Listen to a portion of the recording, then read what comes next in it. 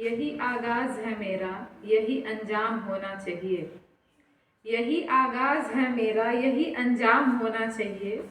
वतन पर मर मिटने का सदा अरमान होना चाहिए। चाहे आप गीता पढ़ते हो या कुरान, चाहे आप गीता पढ़ते हो या कुरान, आपके सीने में सदा हिंदुस्तान होना चाहिए। आपके सीने में सदा हिंदुस्तान होना चाहिए। परम सम्मानीय अतिथि महोदय, शिक्षक शिक्षिकाओं और मेरे प्यारे बच्चों, इस सभा में उपस्थित सभी सम्मानित व्यक्तियों को मेरा प्रणाम। मैं सभा आमिर देश प्रेम और राष्ट्र निर्माण पर अपने कुछ विचार आप सबके सामने साझा करना चाहूंगी। कोई त्रुटि हो जाए तो कृपया माफ कीजिएगा। जैसा कि आप सबको पता है, आज 26 जनवरी है, जिसे हम गणतंत्रता दिवस के रूप में मनाते हैं। हम सबको पता है कि आज के दिन हमारा संविधान लागू हुआ था।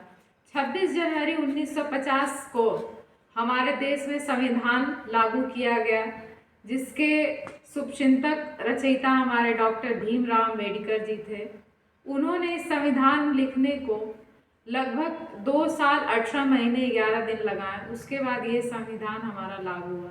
हमें आज़ादी तो 15 अगस्त 1947 को ही प्राप्त हो गई थी, लेकिन उस समय हम लोग पूर्ण रूप से स्वतंत्र नहीं थे, जो कि आज के दिन गणतंत्रता दिवस के रूप में या संविधान दिवस के रूप में मनाया जाता है।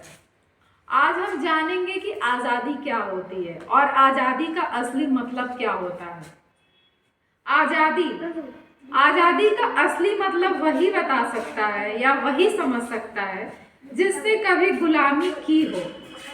हम बहुत सौभाग्यशाली हैं कि हमने स्वतंत्र भारत में जन्म लिया।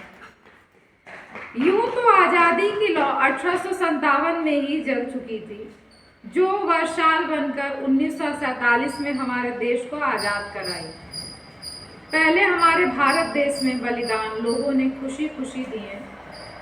माँ के खत में उल्लेख होता था कि अम्मा ने खत लिखा है बड़े चाव से, कि अम्मा ने खत लिखा है बड़े चाव से, पुत्र मेरे ना घबराना, 1 इंच भी पीछे ना हटना, चाहे इंच इंच कट जाना, चाहे इंच इंच कट जाना। इस तरह पूरा परिवार देशभक्ति साबित कर रहा होता था।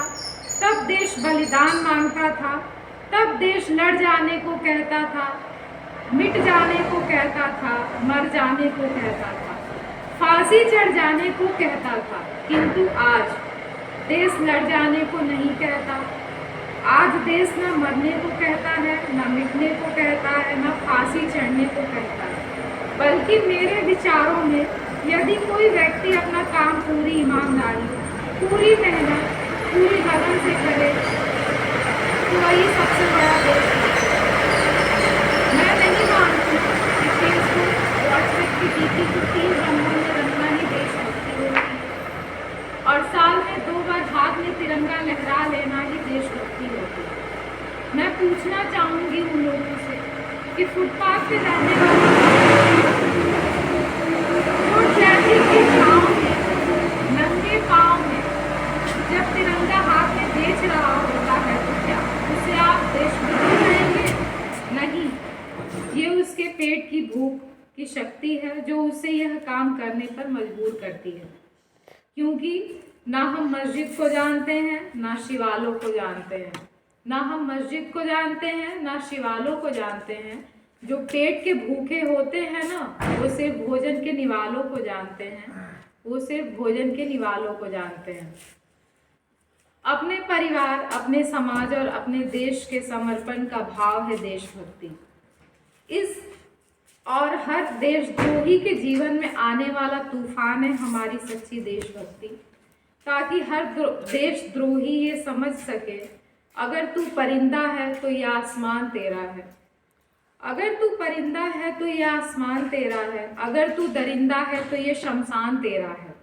भाईचारे से रहना है तो रह, वरना ये कब्र भी तेरी है, ये कब्रिस्तान भी तेरा है।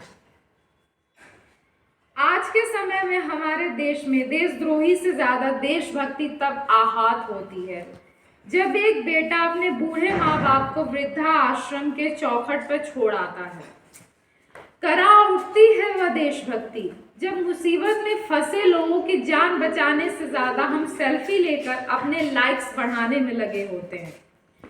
आज के इस दौर में वो युवा जिसके ऊपर जिम्मेदारी है अपने देश को, अपने समाज को और अपने राष्ट्र को आशाओं को बांधे रखने की, वही युवा 4x4 की स्क्रीन पर अपने कोमल उंगलियों के माध्यम से अपने भावनाओं को की इमोजी भेज रहा है और उसमें उल्लेख होता है 4 बोतल वोडका काम मेरा रोज का। हमारे भारत का ये सारी चीजें बोल बोल के भविष्य खराब कर रखा है। हमने एक ऐसे समाज में जीते हैं जहां लड़कों से बात करना देख भाई हड़काते हैं और वही भाई घर में बैठकर गर्लफ्रेंड के किस्से हंस हंस कर सुनाते हैं। और मैं बता दूं, महिला सुरक्षा के बारे में हम आज भी पीछे हैं। हमने एक ऐसे समाज में जीते हैं जहां पत्थर के मूरत को लगते हैं 56 भोग और भूखे नंगे तड़पते सो जाते हैं लोग, और भूखे नंगे तड़पते सो जाते हैं लोग। मजदूर को मजदूर समझिए, मजबूर नहीं। गरीब को काम दीजिए, दान नहीं। अगर दान देने के इच्छुक हैं तो जीते जीत रक्त दान दीजिए और मरते वक्त अंग दान देकर किसी मरते हुए को जीवन दान दीजिए। यही है सच्ची देशभक्ति, यही है सच्चा राष्ट्र प्रेम। ना सरकार मेरी है ना रब मेरा है, ना सरकार मेरी है ना रब मेरा है, और ना ही ये बड़ा सा नाम मेरा है। बस इतनी सी बात का गुरूर है मुझे कि मैं भारत की हूँ और ये भारत मेरा है, ये भारत मेरा है। परंतु एक वैचारिक बीमारी आज भी हमारे समाज में नजर आती है। कहा जाता है कि हम दुनिया के सबसे बड़े लोकतंत्र हैं, जहां हिंदू पैदा होते हैं, मुस्लिम, सिख, ईसाई भी पैदा होते हैं, लेकिन बदकिस्मती है अब इंसान पैदा नहीं होते। और मेरे विचारों में ना हिंदू की जरूरत है ना मुसलमान की जरूरत है। राष्ट्र निर्माण के लिए केवल अच्छे इंसान की जरूरत है, केवल अच्छे इंसान की जरूरत है। जरा सोच कर तो देखिए, पेड़ पौधे शाखाएं भी परेशान हो जाएं, पेड़ पौधे शाखाएं भी परेशान हो जाएं, परिंदे भी अगर हिंदू मुसलमान हो जाएं।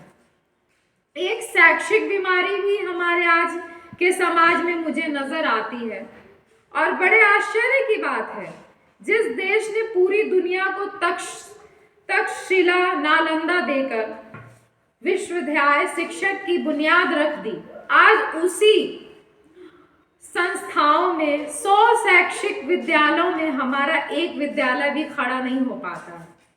क्यों?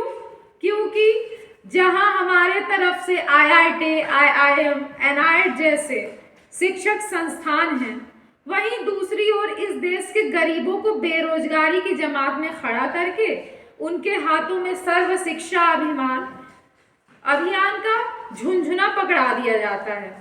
इस बीमारी का केवल एक कारण है, वो ये है कि शिक्षा नीति 2 तरह के लोगों के लिए होती है, एक वो जो विद्वान हैं और दूसरे वो जो धनवान हैं। ये गजब की बीमारियां हैं। इनकी जो जड़ है वो है अंधविश्वास। और मेरे विचारों में जब तक इस देश का युवा अपनी सफलता के लिए मंदिरों की गलियों में जाकर नारियल फोड़ कर भगवान को रिश्वत लगाता रहेगा, हमारे समाज के शिक्षित वर्ग ही बिल्ली के रास्ता काटने पर खड़े हो जाना, अपने धर्म जाति को ऊंचा मानकर दूसरों की धर्म और जाति की अवहेलना करता रहेगा, तब तक ना तो इस देश से अंधविश्वास खत्म होगा और ना ही हमारा राष्ट्र निर्माण संभव होगा। हमारी संस्कृति, हमारी सभ्यता को दुनिया ने शीश नवाया है, तो क्यों आस्था के नाम पर हमने अंधविश्वास फैलाया है? मेरे विचारों में हमारा राष्ट्र निर्माण तब संभव होगा जब इस देश में महिलाओं पूजा नहीं, उनकी इज्जत की जाएगी। राष्ट्र निर्माण तब संभव होगा जब जाति को प्रदर्शन नहीं, सामाजिकता पर हम बात करेंगे। राष्ट्र निर्माण तब संभव होगा जब स्वच्छता अभियान में केवल सरकार नहीं बल्कि सड़क पे चलने वाला हर वह नागरिक हाथ बटाएगा। स्वच्छ भारत स्वस्थ भारत को दिल से अपनाएगा। असल मायने में हमारा राष्ट्र निर्माण तब संभव होगा जब एक गरीब बच्चा मध्याह्न भोजन के लिए नहीं बल्कि ज्ञान अर्जन के लिए प्राइमरी स्कूल और सरकारी स्कूल की चौखट पर कदम रखेगा। और हमारा राष्ट्र निर्माण तब तक संभव नहीं होगा जब तक एक नागरिक नैतिक रूप से सटीक, चारित्रिक रूप से भ्रष्ट, मानसिक रूप से दिवालिया, धार्मिक रूप से अंधा, राजनैतिक रूप से गंदा, स्वैच्छिक मान मूल्यों के आंकड़ों के चिन्ह से पाबंद भारत को खंड खंड करता रहेगा, तब तक हमारा राष्ट्र निर्माण संभव नहीं है।